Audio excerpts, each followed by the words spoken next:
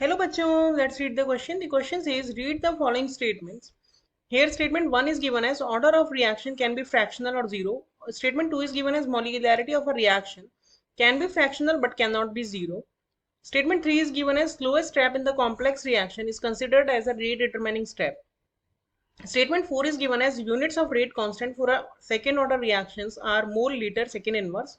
Statement 5 is given as order is applicable to the elementary as well as complex reactions, whereas molecularity is applicable only for elementary reactions. So which of the following is the correct code for the statement above? Option A, true, true, false, false, true. Option B, true, false, true, false, true. Option C, false, false, false, true, true. Option D, false, true, true, false, false.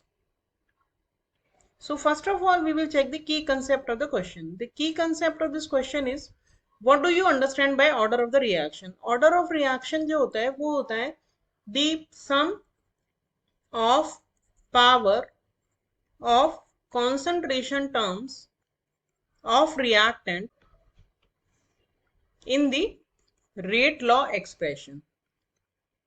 और ये जो होता है order of the reaction वो experimentally determined quantity है.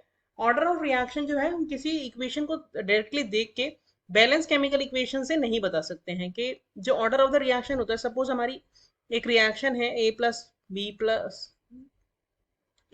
B B is giving C C plus D D. इस reaction के लिए जो रेट लॉ अगर हमारी रिएक्शन का इस तरह से आया है A to the power X and B to the power Y, तो अकॉर्डिंग टू डेफिनेशन जो ऑर्डर होगा वो होगा equals to X plus Y. अब ये x और y जो है ये a और b के बराबर हो भी सकते हैं और नहीं भी हो सकते हैं. तो यानी कि जो मेन कंसर्न है वो ये है कि बैलेंस केमिकल इक्वेशन को देख के हम नहीं बता सकते हैं कि ऑर्डर ऑफ रिएक्शन क्या होगा. और कॉम्प्लेक्स रिएक्शंस के लिए और एलिमेंट्री रिएक्शंस के लिए ऑर्डर डिटरमाइन अलग अलग तरीके से किया जाता है. और मॉलिक्यूलैरिटी ऑफ रिएक्शन क्या होती है? मॉलिक्यूलैरिटी ऑफ रिएक्शन होती है number of reacting molecules, number of reactant molecules which are colliding together to give the product और to undergo chemical reaction. कोई भी chemical reaction को होने के लिए जितने reactant molecules आपस में colloid कर रहे हैं उसको हम बोलते हैं molecularity of the reaction. अब हम इस क्वेश्चन का कंप्लीट सॉल्यूशन देखते हैं और वन बाय वन सारे स्टेटमेंट्स देखते हैं सही है या गलत. तो पहला है order of reaction can be fractional और जीरो. तो ये बिल्कुल ठीक स्टेटमेंट है. ऑर्डर ऑफ रिएक्शन जो होता है वो कोई भी इंटीजर हो सकता है और जरूरी नहीं है कि रिएक्टेंट की कॉन्सेंट्रेशन पे रेट डिपेंड करे, तो इसलिए ये जीरो भी हो सकता है. और फ्रैक्शंस पे भी रेट डिपेंड कर सकती है तो ये फ्रैक्शनल भी हो सकता है. तो हमारा स्टेटमेंट जो वन हो गया वो हो गया ट्रू स्टेटमेंट. सेकेंड जो स्टेटमेंट हमें दिया है वो है molecularity of the reaction can be fractional but can not be zero. तो ये रॉन्ग स्टेटमेंट है क्योंकि मॉलिक्यूलैरिटी हमेशा इंटीजर होती है. ऐसा नहीं हो सकता कि आधा मॉलिक्यूल दूसरे आधे मॉलिक्यूल से टकरा के कोई प्रोडक्ट बना दे. इसलिए फ्रैक्शन भी नहीं हो सकती. It can not B fractional and it can not be zero also. तो ये हो गया एक फॉल्स स्टेटमेंट. तीसरा हमें स्टेटमेंट दिया है कि जो स्लोवेस्ट स्टेप होती है वो डिटरमाइनिंग स्टेप होती है. तो ये एकदम करेक्ट स्टेटमेंट है.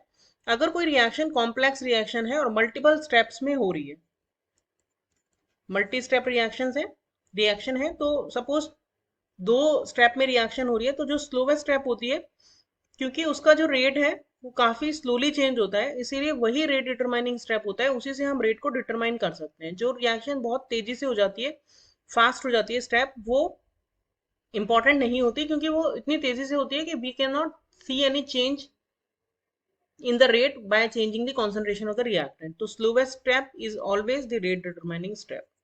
तो यानी कि थर्ड जो स्टेटमेंट है वो भी ट्रू हो गया. फोर्थ में हमसे पूछा है unit of rate constant for second order reaction. जो रेट होती है for second order reaction that is equals to A then concentration of reactant to the power 2. ये हमारी रेट होगी फॉर सेकेंड ऑर्डर रिएक्शन. तो रेट कांस्टेंट क्या होगा? Rate divided by concentration of reactant to the power 2. Rate का unit क्या होता है? Mole litre inverse second inverse. और कॉन्सेंट्रेशन का क्या होता है? मोल पर लीटर, और उसका हो गया स्क्वायर. तो अगर हम इसको ऊपर लेके आएंगे तो ये हो जाएगा मोल माइनस 1 लीटर 1 और सेकेंड इनवर्स. तो जो हमें दी है वो गलत दी है क्योंकि उसमें मोल की पावर भी 1 दी है, तो फोर्थ हमारा हो गया फॉल्स स्टेटमेंट। और फिफ्थ जो स्टेटमेंट है वो ट्रू स्टेटमेंट है, क्योंकि जो ऑर्डर होता है वो कॉम्प्लेक्स रिएक्शन के लिए भी हम निकाल सकते हैं, दोनों के लिए एप्लीकेबल होता है, कॉम्प्लेक्स रिएक्शन के लिए भी और एलिमेंट्री रिएक्शंस के लिए भी। एलिमेंट्री रिएक्शंस में हम रिएक्शन को देख के बता सकते हैं उसका ऑर्डर, जबकि कॉम्प्लेक्स रिएक्शन में हमें मल्टीपल स्टेप्स देखनी होती है और स्लोवेस्ट स्टेप रेट डिटरमाइनिंग होती है, उससे हम ऑर्डर डिटरमाइन कर सकते हैं। लेकिन मॉलिक्यूलैरिटी जो होती है वो सिर्फ एलिमेंट्री रिएक्शंस की ही होती है। अगर कॉम्प्लेक्स रिएक्शंस है तो अलग अलग स्टेप की अलग अलग मॉलिक्यूलैरिटी होगी। तो यानी कि फिफ्थ भी हमारा ट्रू स्टेटमेंट हो गया। तो हमारा जो करेक्ट ऑर्डर हो गया true false true false true. तो true false true is given in option B. तो correct statement, correct option is option B. Hope you understood the solution well. Thank you.